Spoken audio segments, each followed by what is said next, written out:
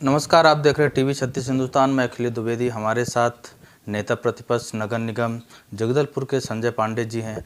हम जानेंगे कि उनकी शुरुआती कैरियर से लेके अभी तक का उनके कार्यकाल को लेकर। सर, बहुत बहुत धन्यवाद आपको टीवी 36 हिंदुस्तान में बात करने के लिए। नमस्कार जी। सर, आपका करियर किस प्रकार रहा? क्योंकि राजनीतिक करियर आपका बहुत अच्छा है। युवा वर्ग के लोग भी आपके कार्य को देखकर काफ़ी प्रसन्न हैं, काफ़ी उत्सुक रहते हैं कि हमें सिर्फ संजय भैया जैसा नेता चाहिए। देखिए, ये तो युवाओं का प्रेम है।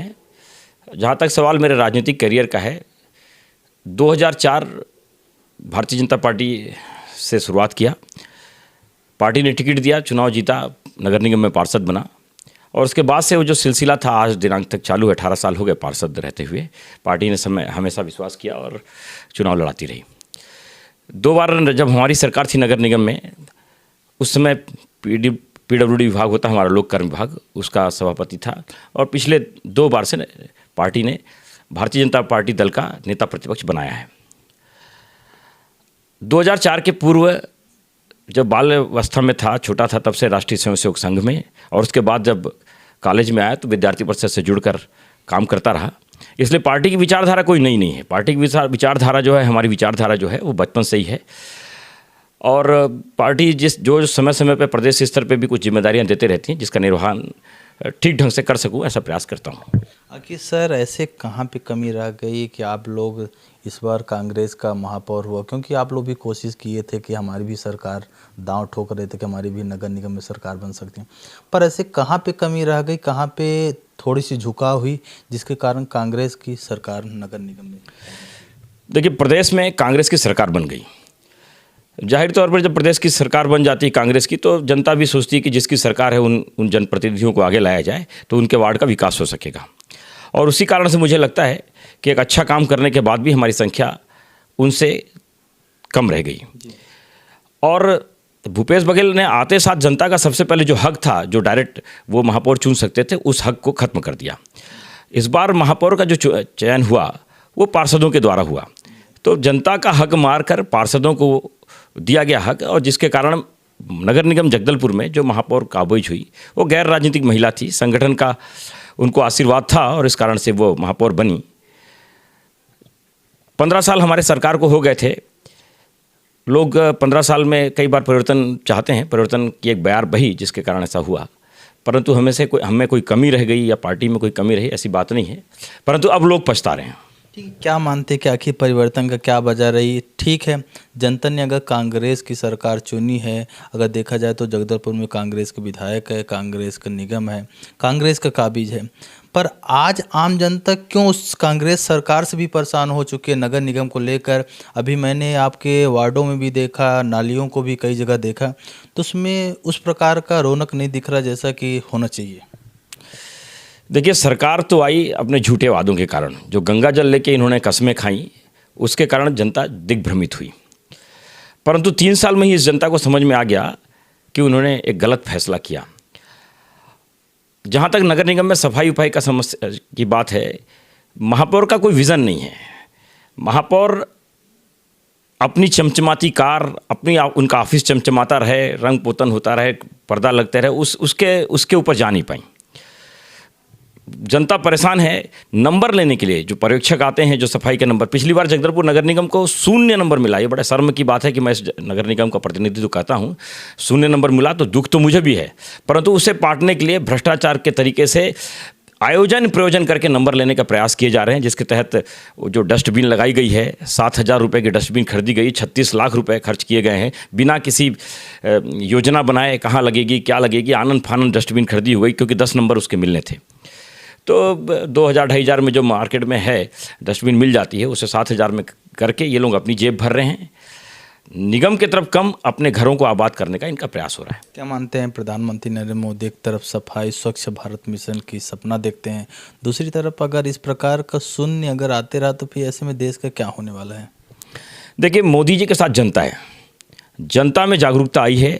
2014 में जब स्वच्छता अभियान चला, उसके बाद से लेकर आज तक जनता स्वयं जागरूक है और मोदी जी के साथ खड़ी है।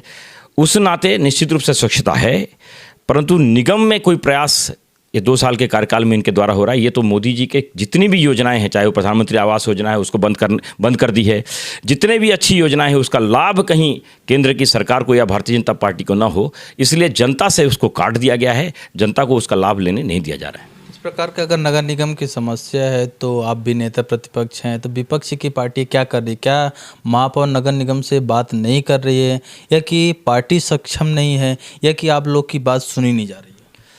एक सशक्त विपक्ष के नाते आप देखेंगे पिछले 2 साल कोरोना काल का रहा, परंतु हम लोगों ने कई आंदोलन किए, कई धरना दिए, कई प्रदर्शन किए और लोगों तक इस बात को पहुंचाया कि नगर निगम जो है वो सिवाय भ्रष्टाचार के कुछ नहीं कर रहा है। चाहे इन्होंने 75 लाख रुपए की वीड हार्वेस्टर मशीन खरीदी, वो मामला 1 साल तक चला, 1 साल तक उसमें जांच कमेटी बनी, सब प्रकार के हुए, हमने उसे ईओडब्ल्यू को दिया, सबसे बड़ी जांच एजेंसी ईओडब्ल्यू, उन्होंने भी फाइल बंद करके रख दी है, परंतु ईओडब्ल्यू की फाइल ऐसे बंद नहीं होती। मेरी सरकार आएगी, हमारी सरकार फिर से आएगी, देखिएगा जांच होगा।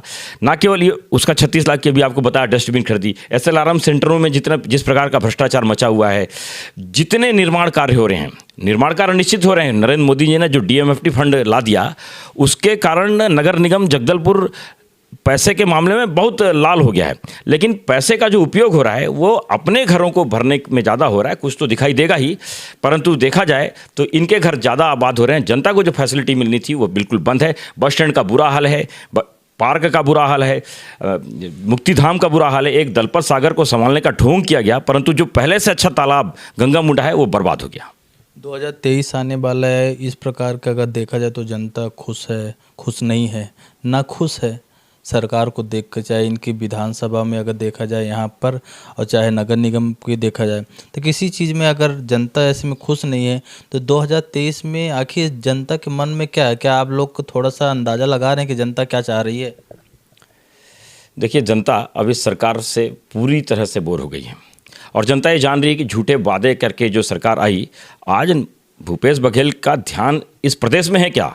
उनका ध्यान सिर्फ सोनिया गांधी, प्रियंका गांधी, राहुल गांधी को खुश करने में, कहीं TS बाबा ना आ जाएं तो उनका सारा ध्यान जो है दिल्ली और दिल्ली के आसपास अपने नेताओं के इर्द गिर्द लगा हुआ है। इसलिए प्रदेश का विकास तो हो नहीं रहा है।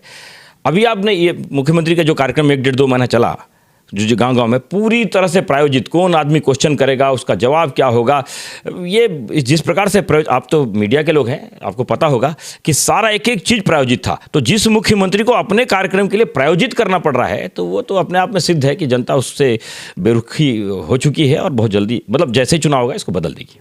मुख्यमंत्री बोलते हैं कि गोबर बेचो पैसा कमाओ, तो क्या लोगों की बेरोजगारी हो रही, कमी हो रही कि बेरोजगारी बढ़ रही है, कि लोग सक्षम है गोबर बेचने में? जो मुख्यमंत्री की योजना है तो इसको कितनी सफल योजना मानते हैं? क्योंकि बहुत ही बीहड़ क्षेत्र में ये जगदलपुर का गांव एरिया शहर आते हैं, तो आप यहाँ पर क्या देख रहे हैं कि मुख्यमंत्री की योजना कितनी ज़्यादा सफल है? आप लोग ने भी कई गाँव को भ्रमण किए हैं।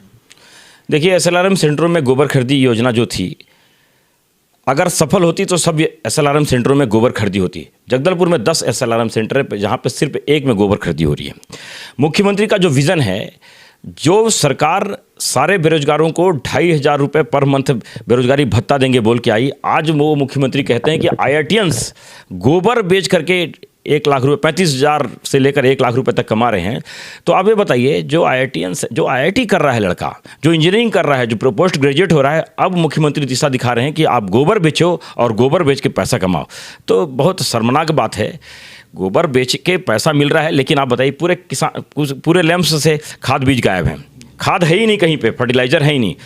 ओपन मार्केट में मिल रहा है, 4-4 गुना अधिक रेट पे मिल रहा है, उधर ध्यान नहीं है। गोबर पे ध्यान, जैसे जिस प्रकार से गोठान इनका फेल हो गया, जिस प्रकार नरवा गरवा घरुआ बाड़ी फेल हो गया, जिस प्रकार से रोका छेका फेक हो गया, जिस प्रकार से इनका हर योजनाएं लगातार फेल होती गई, उसी प्रकार से ये गोबर न्याय योजना जो इनकी चल रही है वो फेल हो रहा है। पांडे जी, अब कुछ हट कर बात करते हैं इस मुद्दे से। क्या मानते हैं कि बेरोजगारी की स्थिति तो है ही है, महंगाई की भी स्थिति है, तेल काफ़ी बढ़ रहा है, केंद्र में आपकी सरकार है, तो ऐसे में क्या मानते हैं कितनी बड़ी बेरोजगारी का दिक्कत है और साथ में महंगाई, इसको किस प्रकार से आप देखते हैं? देखिए, ये महंगाई का जो वातावरण खड़ा किया गया है 2014 से लेकर आज तक, आज से 8 साल पहले इसी सरकार में, मनमोहन की सरकार में 80 रुपये पेट्रोल खरीदते में लोग तेल खरीद रहे थे। डीजल के रेट 80 के आसपास पहुंच गए थे। जिस तुलना में इनकी सरकारों ने पेट्रोल में बढ़ोतरी किया, क्या इस सरकार में इतनी बढ़ोतरी हुई? जो महंगाई के नाम से एक नया नौटंकी खड़ा कर रहे हैं, उन कांग्रेसियों को महंगाई का जरा भी वो होता तो जनता को अपने टैक्स, स्टेट के टैक्स कम करके वो कुछ ना कुछ उनको राहत देते। परंतु ये सिर्फ घड़ियाली आंसू बहाते रहे। जब केंद्र ने कम किया, सारे भाजपा के सरकारों ने अपने अपने स्टेट में कम किया, आज वहाँ देखिए 90 रुपये से नीचे मिल रहा है। और इतनी नहीं, आप अंतर्राष्ट्रीय परीक्षक में भी देखना पड़ेगा, क्योंकि तेल हमारे यहाँ 80% बाहर से आता है। यूक्रेन युद्ध जो चल रहा है उसके कारण हमारे पड़ोसी देश का हाल देख लीजिए, सब जगह 200 रुपये से ऊपर डीजल पेट्रोल चल रहा है। तो नरेंद्र मोदी जी की सरकार है कि जो इसे 100 रुपये में स्थिर करके रखी हुई है। यही अगर मान लीजिए कांग्रेस की होती सरकार तो 300 और 400 रुपये में बिकता रहता है। इससे जब मनमोहन जी की सरकार थी तब पाकिस्तान में, श्रीलंका में और म्यांमार में डीजल पेट्रोल कम थे सर भारत से। आज मोदी जी की सरकार है तो वहाँ पे दुगना तिगुना रेट में बेच रहा है। तो आपको ऐसे तुलना करना पड़ेगा। ऐसे तुलना करेंगे तो दूध का दूध और पानी का पानी हो जाएगा। आखिर मोदी जी की सरकार है तो फिर लोग हिंसा क्यों कर रहे हैं? अग्निकांड जैसा मामला क्यों सामने आ रहा है? देखिए, मोदी जी की सरकार है इसलिए हिंसा हो रही है ऐसा नहीं हो। तो डॉक्टर साहब अम्बेडकर साहब ने अपनी किताब में लिखा है, जो कट्टरपंथी इस्लामिक आतंक है, उसके संदर्भ में डॉक्टर अंबेडकर जी ने उस समय आज़ादी के समय चिन्हित किया था।